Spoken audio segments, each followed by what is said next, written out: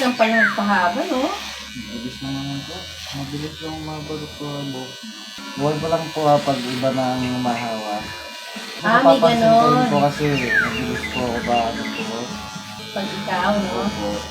Pero bakit may ganun? So parang, baka nga. Parang nung nagpa-short ako dati, hindi sa'yo yan eh. Kaya ano, alam niyo, ano ba yung high-end ng fix? Kay Alex Studio? Carbonell. Oo. Studio Fix by Alex Carbonell. Doon sa Makati. Nagpa-short hair ako.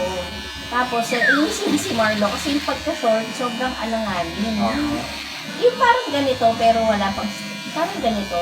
Yung pangupit nun si Alex. Si Alex, kasi ayoko rin si Alex ang gumawa. Tapos, ang tagal.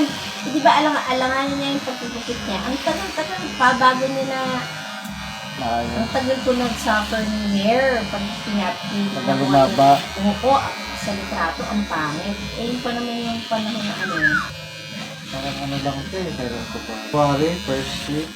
Basta yung gupit mo na yun na huli, okay na siya kasi pinababayaan ko na yun, wala na siyang pangit na stage. Kaya, di ba, tingnan mo, parang, minsan nakakaalis ako ng bahay ng walang gel. Okay lang yung bagsak. Maganda yung bagsak. Oo. We can get away to New York City.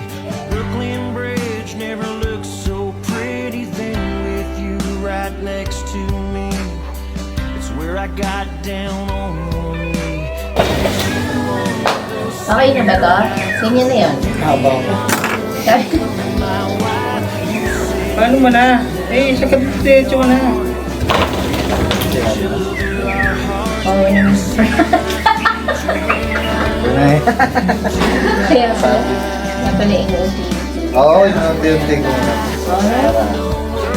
Para